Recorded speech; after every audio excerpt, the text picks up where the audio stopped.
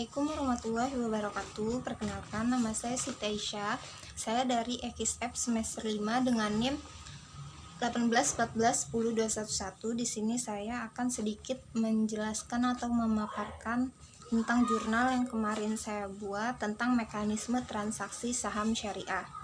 Nah, saham syariah sendiri adalah sebuah surat berharga yang mencerminkan suatu kepemilikan atau hak atas suatu perusahaan yang telah diterbitkan oleh emiten, di mana dalam kegiatan usaha dan cara pengelolaannya sesuai dengan prinsip-prinsip syariah. Nah, langsung saja, rekening efek syariah adalah rekening yang harus dimiliki oleh investor saham syariah sebelum melakukan transaksi saham syariah di BI. Pembukaan efek syariah hanya bisa dilakukan melalui perusahaan efek yang telah mempunyai SOTS atau Syariah Online Trading System. Nah, akad yang digunakan pada saat pembukaan rekening efek syariah antara calon investor dengan AB SOTS atau anggota bursa syariah online trading system adalah akad wakalah. Nah, syariah online trading system atau SOTS ini adalah sistem transaksi saham syariah secara online yang memiliki prinsip-prinsip syariah di pasar modal.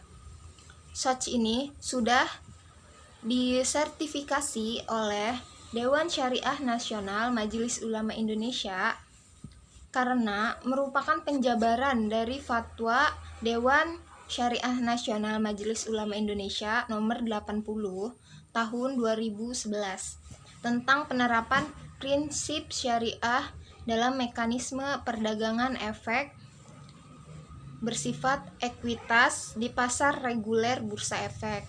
Nah, fitur utama SOTS ini adalah yang pertama, harga saham syariah yang dapat ditransaksikan.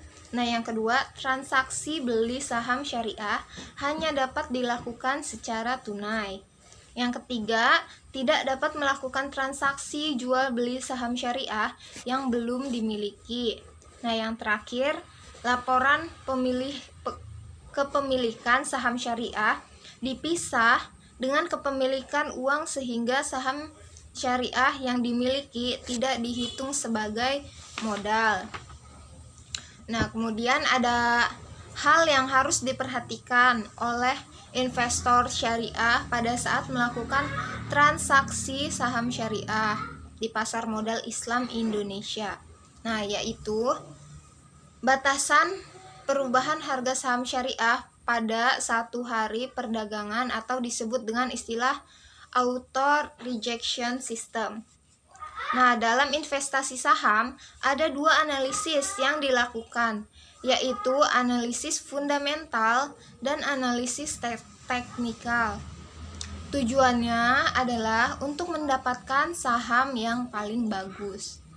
Nah, analisis fundamental sendiri merupakan analisis mendasar untuk menggali informasi meliputi kondisi ekonomi, industri secara keseluruhan, dan kondisi perusahaan.